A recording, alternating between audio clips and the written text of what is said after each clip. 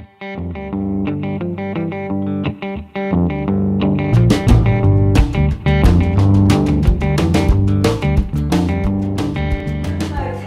Jamie.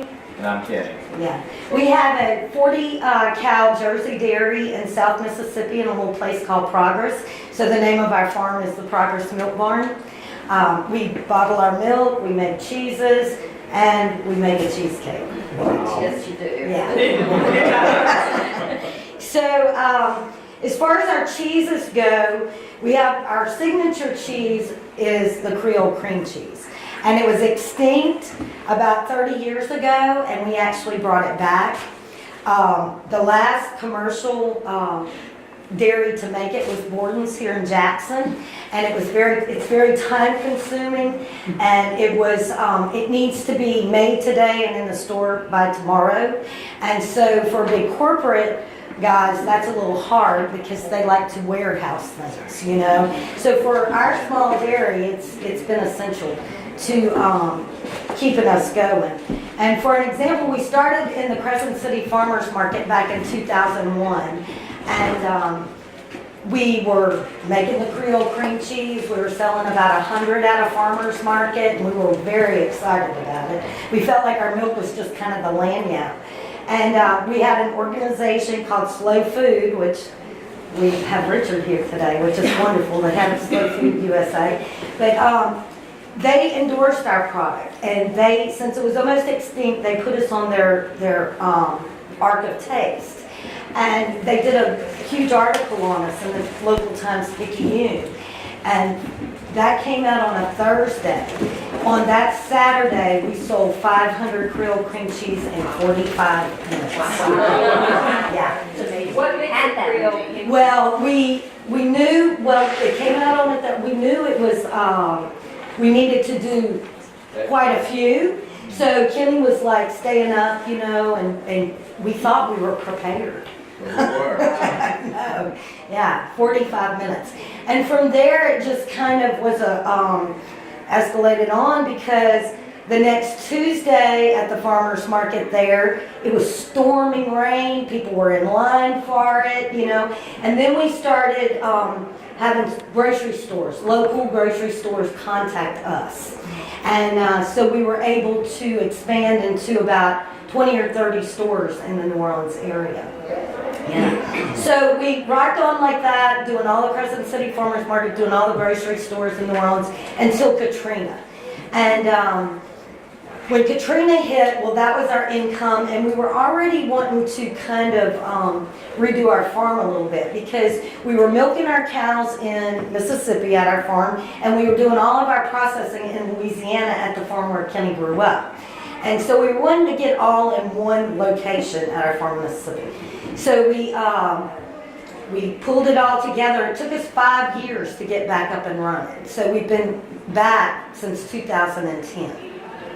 So now we actually do the Jackson Farmers Market every Saturday, and Are you there every Saturday? Yeah. Yeah. And then we do, we're actually back in about 50 stores. 50 stores. Yeah, in the New Orleans area, and Actually from Lafayette, Louisiana to Mobile, Alabama. yeah, we have our All Creole of cream those. cheese. We have just our Creole cream cheese. And you do all of that with 40 cows? We do. We do. We do. Wow. Whoa. Yeah, well, yeah, we do. Yeah, when we started back in 2010, we had 3. We started back with 3 cows, and now we're at 40. So we've grown our business, and it's just Kenny and I and our 2 daughters actually. The one daughter does Katie, our youngest daughter does most of all the processing. And our oldest daughter was an x-ray technician by trade, and she left the hospital last year to come back home, and she's our cheesecake lady. And so we make our cheesecake, we use our Creole cream cheese in our cheesecake. How many cows? 40. Yeah. I want to know how many cows you started with before the article came out in the Times-Picayune. At that time, we were milking about 60 to 80. Somewhere in there. We were shipping commodity. We pulled 10 cows out of our herd and was using that just for the the cheese and the The milk and that, process. because we were still under contract with the large co-op shipping commodity milk, because we were still shipping to them. We wasn't sure if this was gonna work, you know, so we kept our contract, because we did have all this extra milk to get rid of. And we ended up processing, after the article came out, we went up from 9 cows to about 20 cows. Is So what about we- a 30 or 60 cow herd. And yeah, What is Creole cream cheese? Creole cream cheese is a soft white cheese made with the skim milk, and then we pour the cream back on top of it. And it's just really famous in the New Orleans area. Everybody ate it for breakfast. And the story goes, the French people put a little sugar on it, ate it just like a yogurt. Lots of sugar. Lots of sugar. Brown sugar. And the German people ate it savory with salt and pepper. And yeah, I have a practical question. okay. When I go to the store to buy a cream cheese, I shake it to make sure it has plenty of milk in it. Uh-huh. But if you go back the next day, because it's a live culture, what happens? The cream seems to... The cream kind of sets up a little bit on Yeah. it because it's so fresh, and you know, it's actually pretty thick cream Thick, coming yes, off of our thick. Jersey cows as well. And so we just suggest add a little half and half back to it. And it's really still fine. Yeah, oh, that's great. And your sugar. We get, one of the questions that we get a lot and calls, and you're not gonna be able to see it this time of the year, but we'll get calls from people that buy it and wanna know why it's yellow. Because they're not used to, their milk being yellow or their, any dairy product being yellow. Well, it comes from the grass. The carotenes in the grass is what changes that color. I mean, butter is yellow, you know, so the cream that we pour back is yellow. And, but the thing about butter, probably from a big commercial, is it could have a little bit of coloring added back to it, you know. But because our cows are grass-fed, and the reason you can't see it right now is because we're in a season. Our dairy products are seasonal, really. And we're in this dry spell. There's not a lot of grass. We're having to feed a lot of hay. But within 2 weeks, we'll be turning into this lush green pasture that's going to add the sweetness back to our product. It's going to add that color back to our product. And we've even had chefs from some of the top restaurants in New Orleans tell us, we don't know what to do with this because it's so yellow, you know? And so I told Kenny, I said, we really need to have a Fresh Dairy 101 for a lot of people. But so this is our signature cheese that we make. And the way the process is that we skim the milk, we collect the cream, Kenny sets it with the cultures, and it sits overnight, and then we have a mold and we dip them all out and they drain overnight, and then we come back and we package them in the container and we add the cream back to it. Now that I know what it is, I'm gonna be buying it Yeah. again. I know, I tried to put on the container a little bit kind of what you do, because what we have found as well, people in New Orleans knew what it was. That's where we started out, you know. So when we came in 2010 to the Jackson area and we were trying to explain it and they weren't real sure, they all thought it was going to be spicy because it says Creole. But the Creoles are who made it famous in the New Orleans area before the day of refrigeration. In the French Quarter, they would be selling it because the way they would do it, skim the cream off, they would they would let their milk clabber, just clabber, hang it in a pillowcase in a tree, let it drain, and then add it. Kenny's grandmother, his family, he's a third generation farmer. His family started in the lower 9th Ward of New Orleans. So they actually delivered this product door to door in the 1930s. And the way they did it, from what they told us, if they had a customer that wanted it, they had it in a pail. They scooped it out, put it in their bowl, poured the cream, and left it. Farm, along with their little quart of milk that they got, you know, that his family delivered door to door. Yeah. So So anyway, so then we package it, we pour the cream back on, and then, you know, it's gone. But, yeah. So, and then some of the other cheeses that we do a fromage blanc, which is a chèvre, like a goat chèvre, but it's white cheese from cow's milk. And we add some herbs to it, like garlic and herb and chive. We actually sell that as well to restaurants because you can use it as a dessert cheese or savory. So, you know, that's kind of what we do. We do a cow's milk feta as well. And all those are fresh cheeses. So you just heat a fresh cheese to a low temperature, you add your culture, they're ready to go pretty much within just a few hours. We do a fresh farmhouse cheddar as well. We don't do an aged cheddar. That way, you know, we can sell it immediately. It's not quite as sharp a cheddar, but it's like a farmer's cheese. It melts just wonderfully, you know. Some of the ways we use our Creole cream cheese is in the place of sour cream or ricotta cheese. I use it in as a sauce for like shrimp pastas and things like that. We use it in our lasagnas. We make stuffed shells with it, you know, so we use it in a lot of ways like that. But anyway, so the cheesecake, it's kind of a funny story to me how our cheesecake came about. We were selling at the Crescent City Farmers Market, and we had a guy walk up to our table and he said, y'all really ought to make a cheesecake with that Creole cream cheese and let the younger generation see what they could do with it. And I said, well, I've never made a cheesecake in my life. I'd have to find a recipe. He says, I've got one right here. He pulled it out of his back. I was like, okay. Yeah. So then I had to go buy a pan and all that. So I did it. I did it one Saturday.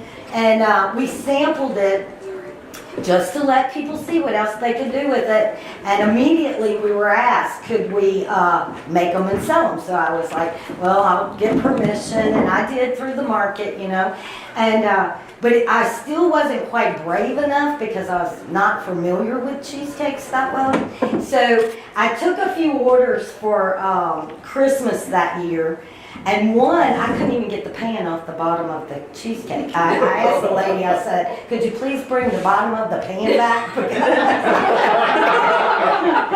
But now we make 100 to 150 a week of cheesecakes. And we make them in 4 different sizes, and we have them in some grocery stores. We're in some restaurants don't have pastry chefs. So they'll call us and we'll put our cheesecakes there.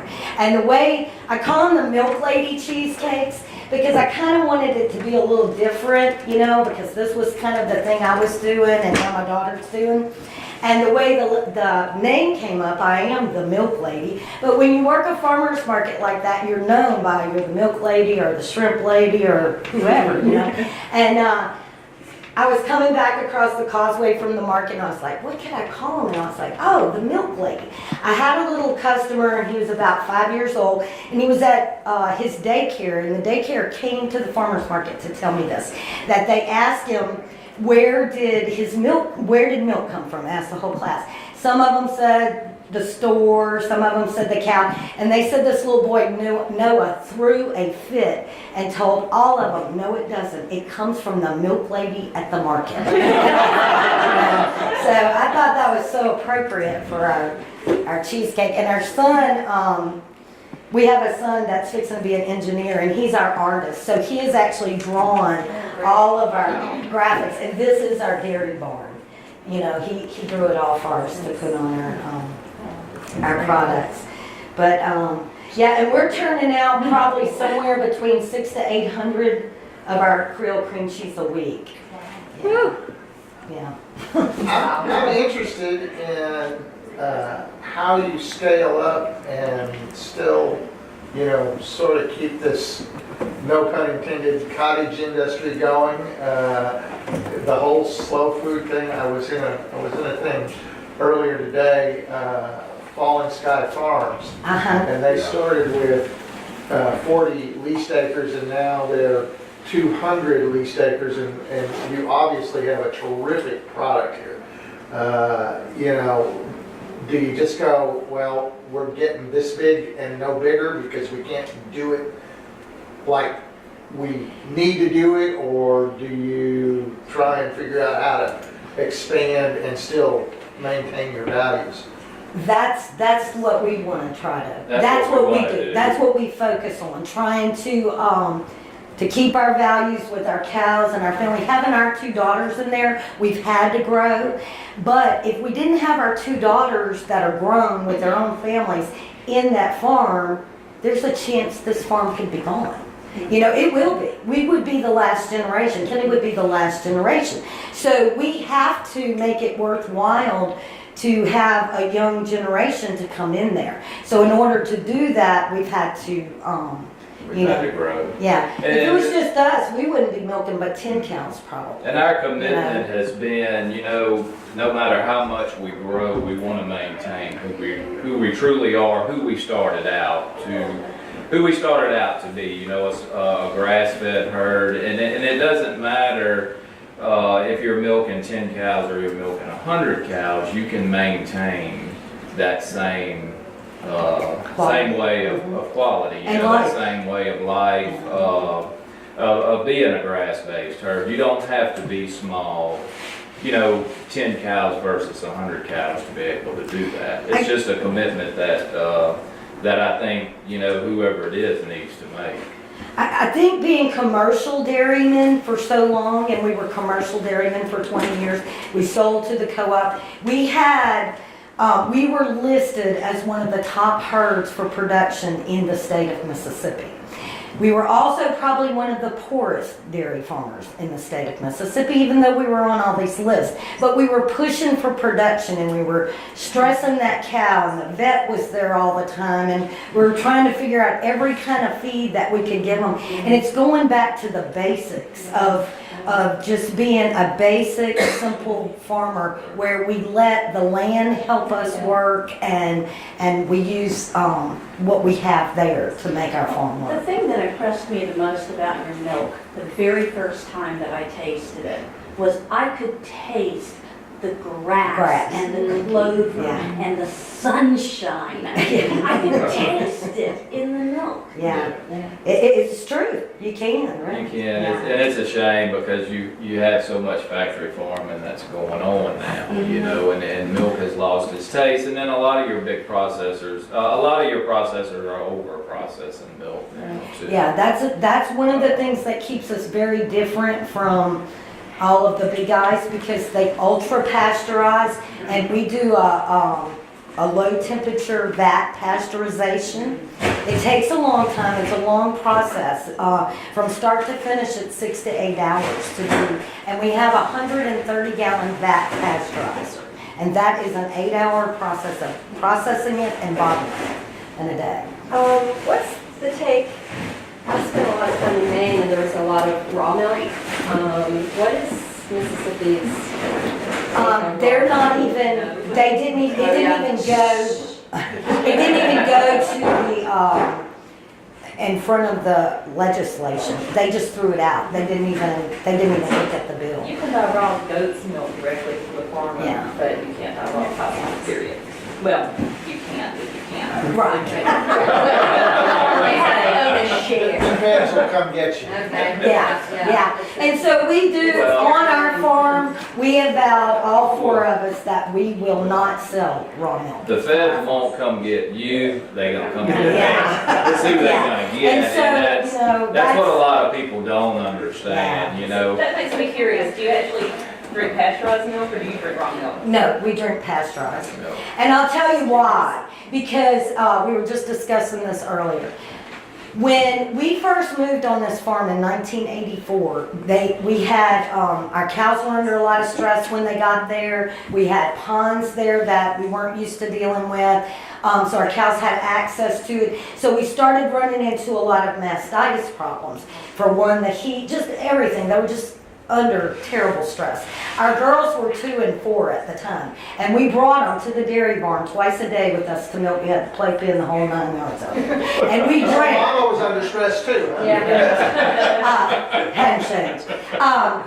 But we drank raw milk, you know, and Katie was too, but she was still on the bottle. So I had told him one morning we needed a direct line from the bolt tank to the playpen for her. Well, then Katie got sick. And she was really sick. I mean, well, then we discovered we also had a cow that had E. coli mastitis.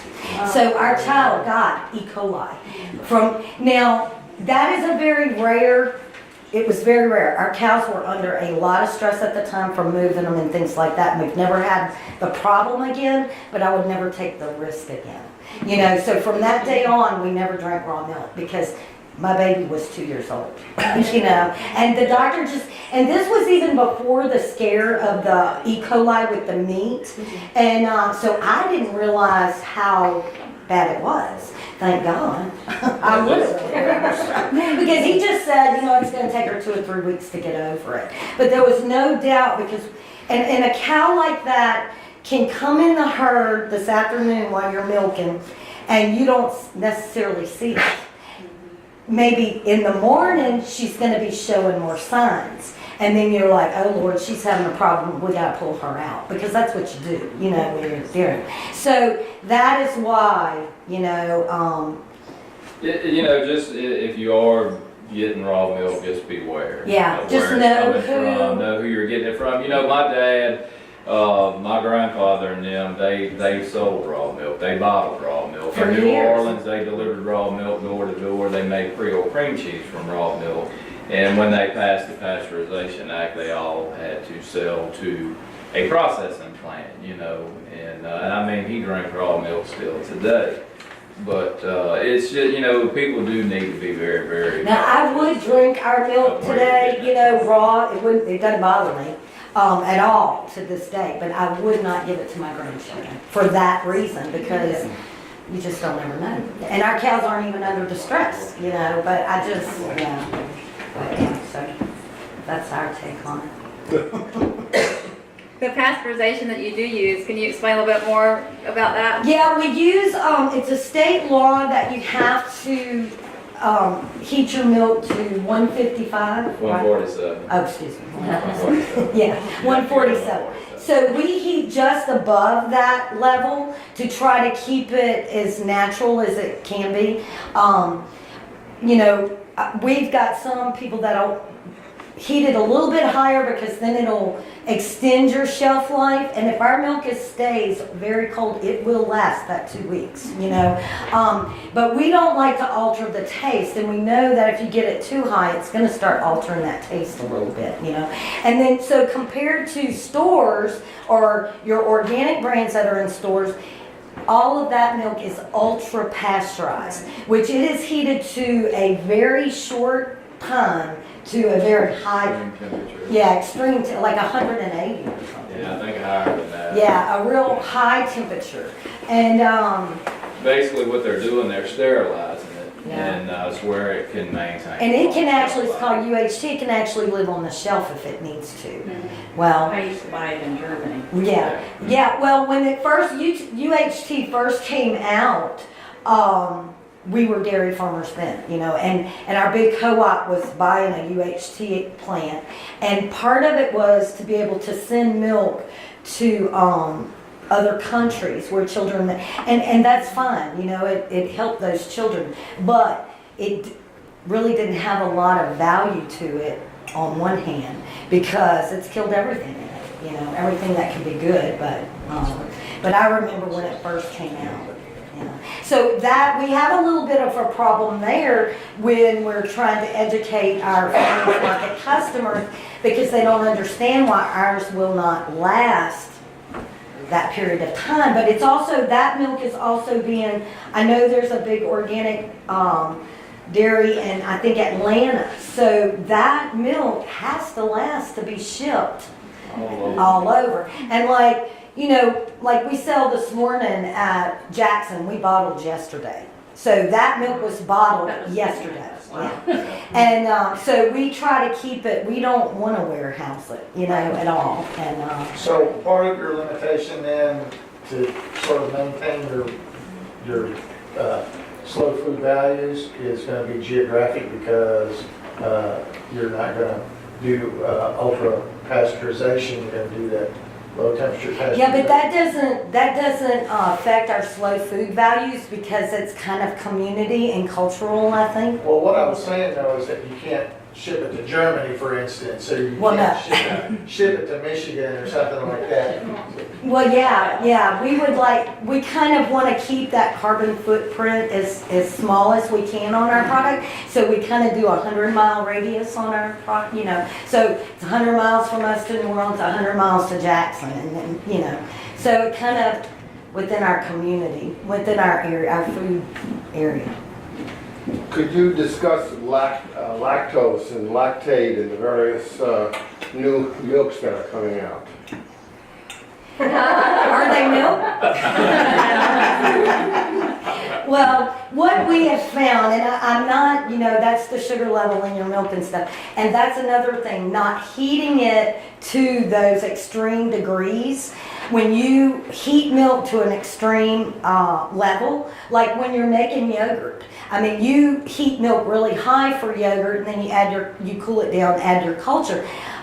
What it's doing when you're heating it to that level is breaking down the sugars in it. But what we have found is a lot of people that believe they were lactose intolerant aren't necessarily lactose intolerant when they drink our milk, so you know it's in just the processing of it, how it's processed. We just had a lady tell us that she bought our milk, she still really couldn't drink it. She's truly lactose intolerant. There's no doubt in my mind because we've had too many people. We have a customer that comes to our farm every week and told us that he had not been able to drink milk in 50 years. So he was very cautious and he bought it. Drank like a half of a coffee cup and he bought a quart then. Now he buys like 3 or 4 half gallons a week because he can tolerate because of it's not. He only buys it in the glass. He Yeah. claims that when they went from paper cartons to plastic, I think He is what started he had having told some us, he issues started too. having problems, and they told him he was lactose or whatever. But he can call, he'll generally call every Wednesday, and he's been doing this for 4 years. Yeah. And to see if we have milk ready, and if I tell him that, you know, all we have right now is milk and plastic, he'll say, just wait, and tomorrow I'll be there when you have it in glass. So. Yeah, and a lot of it, you know, we don't homogenize, and when you homogenize, it breaks the fat all throughout the milk, and it makes it harder for a person to even digest, or, you know, whereas ours is still more natural, and it's, yeah. So are there any other questions, or, I think that, I can't think of really anything else that. How have the glass bottles, how has instituting that system worked? Has that been a tremendous challenge, a wonderful victory? It is a challenge, but we love it too, you know. I mean, it's been very well received at farmers markets because that's pretty much where we sell it. We have two different places in New Orleans that we sell it at, a Holly Grove Farm and Market, and then at Good Eggs, which is an online company. But it is a lot of work for us. Each bottle we hand wash, we put in a vat and we hand wash with a brush, then we run it through a commercial dishwasher. But you know, it keeps the milk a lot colder, and we tried using a BPA-free plastic. We found a company out of Louisiana actually that supplies it, but we were getting a lot of damaged bottles, and they weren't wanting to stand behind the damaged bottles and saying that the heat was doing it, you know, our extreme heat here, the way we were storing them, but we were even having this problem in the winter. So we've had to go back just to a traditional plastic because our farm is not big enough to offset that damage, right now. And probably at the end of the day, it is more work, but you feel so much better because at the end of the year, we probably save, 3, maybe 4 semi-truckloads of plastic going into a landfill somewhere. And do you have any sort of recycling program for your glass, or is it just throw it in your recyclables? No, they're returnable. They're We ask, Yeah. we charge a Yeah, deposit on the bottle. Initially, the deposit is included with the bottle of milk. And then when you bring your bottle back next week, well, we just give you a new bottle. And you pay for just the milk then. $4 if I bring my bottle back. Yeah. Yeah, I mean, it's a win situation. You buy the bottle, but if you want to turn it back in, Yeah, and we'll buy it back if you decide that. What's your percentage of damage or breakage when you use a glass bottle? Very minimal. Very, So very good. they're pretty sturdy. Yeah, That's- unless you go in on a curve and hit the, like you're turning like this and you hit the curve, you might break. Is she your delivery driver? And I'm always late.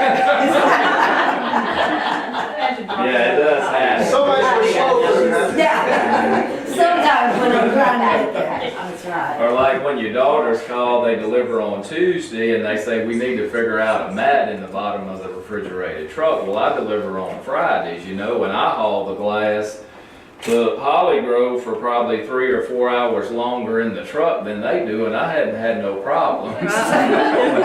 But for some reason or another, they're breaking glass. Yeah, it's just, maybe we need a man driver all the time. But yeah, it's nice, Yeah. to- One of the big problems we've had, customers will have, if you put it in the coldest place, or if your refrigerator tends to freeze, you don't want to do that. The glass will break. There's no room to expand. So that's been a little, but that's even a minimal. That's a minimum. Yeah, so they're really thick. We have to order these bottles come out of Canada. They're the only company that makes a glass returnable bottle, and so they come out of Canada. And we already had a glass recycling there. Yeah. Yeah, we do, but we don't really recycle. I've read too many times, you don't have to When I sort was by a color on kid, curbside, and they're we not had really there. milk They're delivery, crushing. and it was, even though I was in the 50s, it was still a horse-drawn cart, but we had a little $20 outside the door. And we'd put our order in the box, and the guy would, deliver milk and sour cream or whatever we wanted. Right, that was Well, one of the things we wanted to do, maybe, was to go home delivery. That's what we love about the Good Eggs program that is in the New Orleans area, because it's online. You can go online, you can order whatever you want. There are certain pickup spots or home delivery, and they kind of do that part for us, and we just have to bring the product to them. So that's worked well for us. And my dad talked about, as a young child, they delivered milk door to door and put it on people's doorsteps. And that thought was always, how did that milk hold up? Because most people didn't have, refrigeration or very little. Well, that glass is so thick and it's such a great insulator. We've taken the glass bottles out in the summertime, out the cooler, and let them set, and it'll take 2 hours for it to get up to 40 degrees, coming out the cooler at 34, 35. So I thought, well, I can understand years ago why, how they done that, because of the glass. It'd only be sitting about an hour or so Before people, got up and drank it. Well, what reminded me of it was you saying that was the glass and you've got that screw top, because I remember we lived in Illinois and we got our deliveries in the wintertime and the summertime, but in the wintertime, if it got too cold, that paper Car seal would just pop up and we'd have a little column of frozen milk coming out of it. Yeah, I've heard people say that. Did you have a question? Yeah, do you sell different size bottles or just a half gallon? We pretty much just sell our half bottles. We do have a quart, but, we do just a few quarts, actually, yeah. Because we found that most everybody wants it in the half gallon. And we don't do a gallon, which a gallon would be very heavy. A gallon glass would be very heavy, yeah. Yeah, How long does your milk last once it's open? about 2 weeks. If it stays good and cold, it'll last about 2 Once weeks. it's open. Cool. Yeah. Do you make yogurt too? We do. We make a whole milk yogurt, which is very, very good. And then we make butter. When we have extra cream, we make the butter. Yeah. And some of the chefs have compared our butter. A lot of our chefs have compared our butter to a European butter. But the thing about European countries compared to what we do, they don't, or the United States, they don't over process either. So, you know, we've had a lot of comparison for our products with European products. So, And the butter's wonderful. thank you. That's wonderful. Yeah. It has kind of or at least, and it might change during the season, but at least the kind that I tasted had a little bit of a sourness. Sometimes, It's yeah. delicious Yeah, though. I love sometimes. it. And a lot of people don't realize that if they buy a thing of cream from us and it goes bad, it's not bad. Put it in a food processor, make yourself some butter. I mean, basically, yeah. Or attempt to make whipped cream, only leave it go for too long and it turns into butter. So that's how I figured out how to make butter. That's right. That's exactly right. Everybody, when they get the KitchenAid mixer, does that at least once. Yeah. Oh, look, solid cream. I was trying to make whipped cream for a cake and we turned it, so instead of whipped cream, it ended up being buttercream frosting. Phone rings, you walk away, and yeah.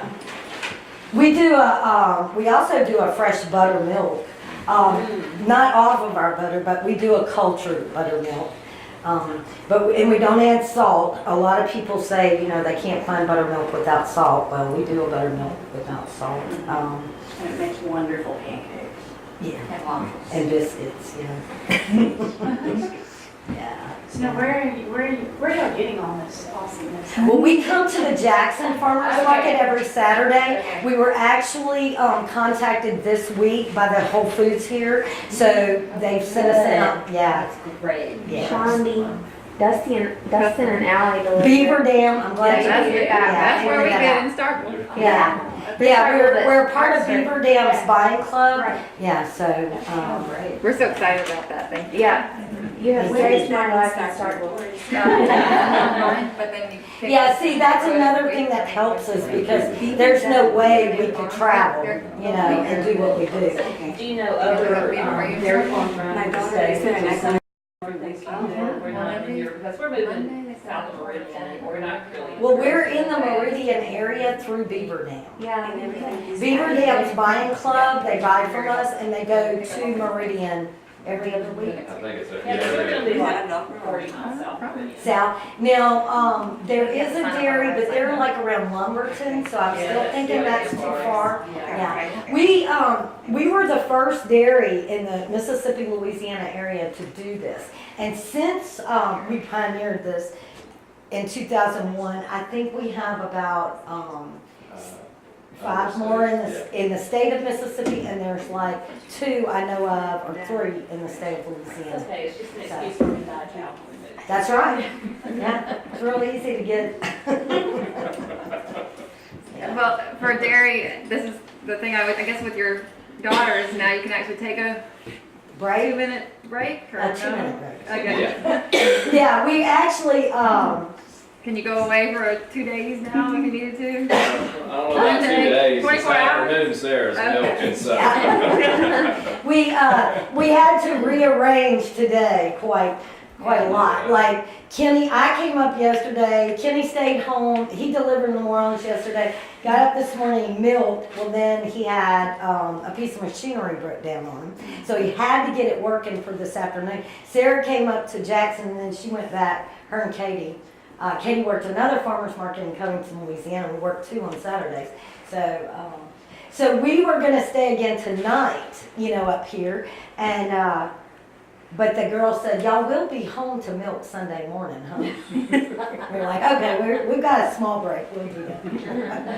Yeah, so. But you'll have grandchildren who can milk so far. Yeah, we've got, right now, we're fixing to have our 5th in June, our 5th grandchild in June. Our oldest one is 8.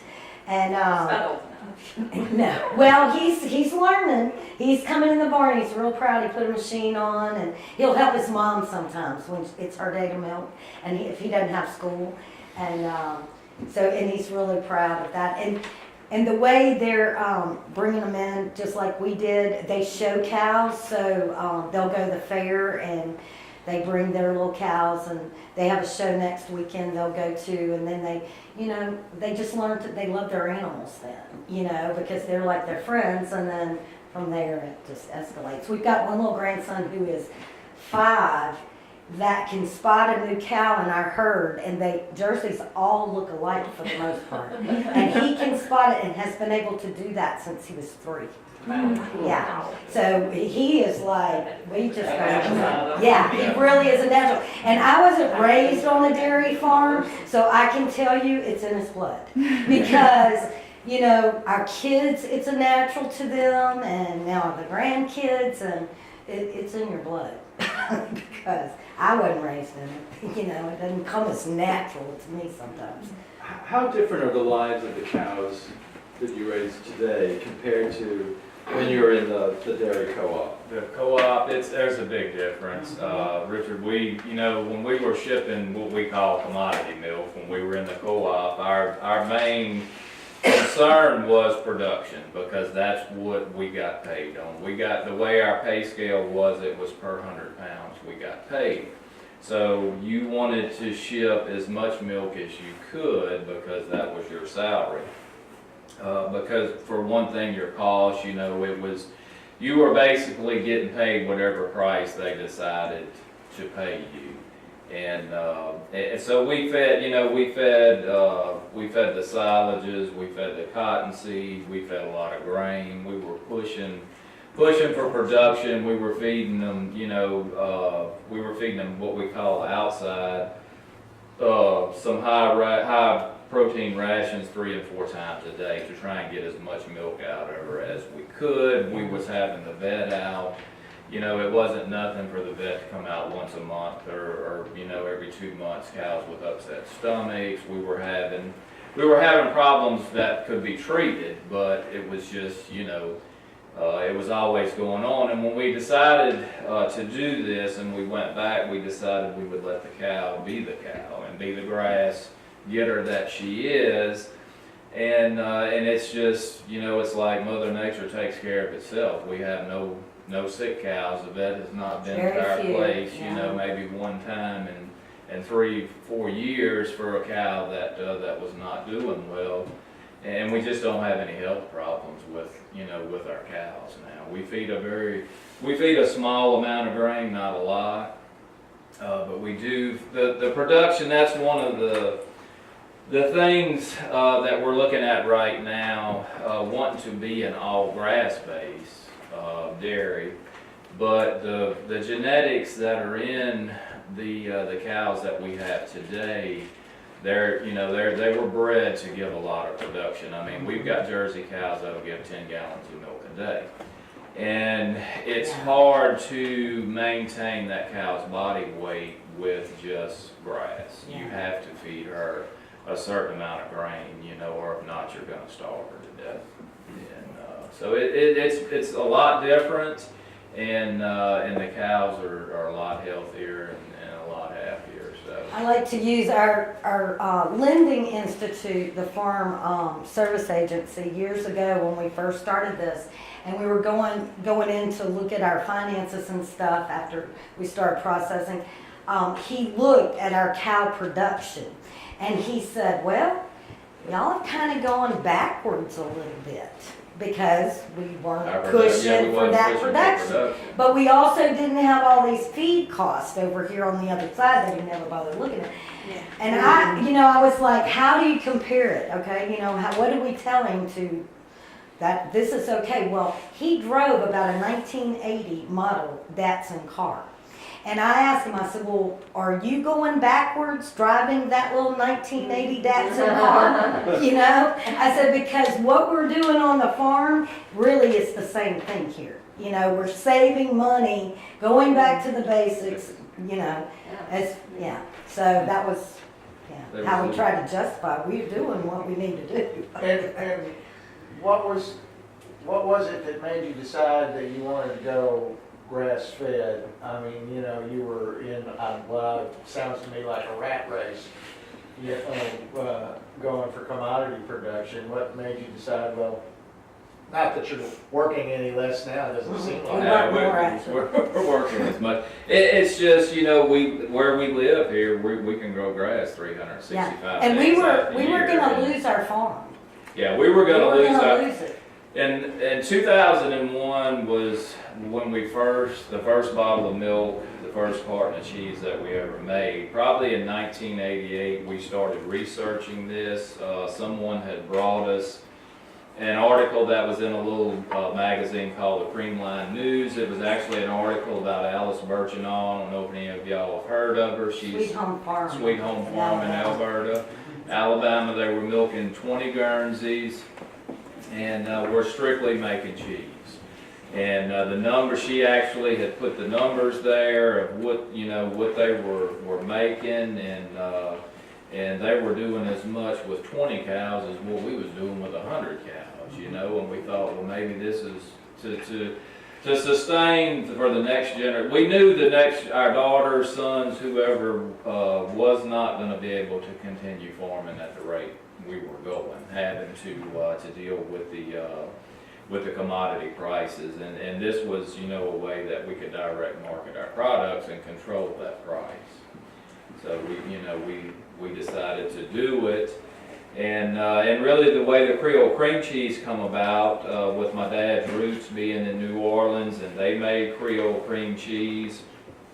When we called Audrey, our extension agent, and she told us about Richard McCarthy, and Richard was so excited, and we went to the market that day. And when we go to the market that day, my dad, my brother, and I, and who's there but Miss Poppy Tooker making Creole cream cheese, you know. And we thought, well, I had never eaten Creole cream cheese. I heard them talk about it for years, you know. And Dornak's grocery store in New Orleans was the only one that was making it at the time. And Borden's had quit making it 20 years before here in Jackson. And you know, I thought, well, you know, let's try some Creole cream cheese too. And we got a doctor from LSU to help us with a recipe on it, you know. And Lord, I never dreamed people in New Orleans was wanting Creole cream cheese so bad. I mean, we had, you know, there was little old ladies that was catching the bus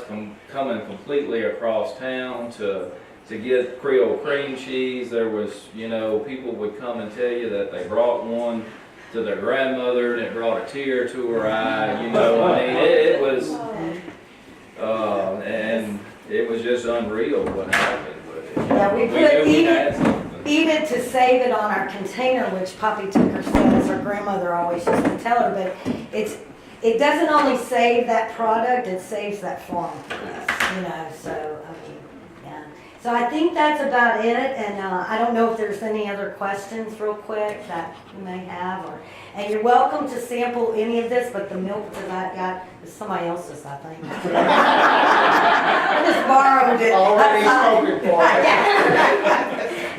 But there's some crackers here, and Do you happen to use Creole cream cheese? we don't today, yeah. Our daughter went back with the truck that had from the farmer's market. She left and went on See, back. now that I know what it is. But, you know, these chips maybe are a little salty, so it would give you the little salty flavor of it, and, yeah. Well, thank you so much, Amy. Well, thank you.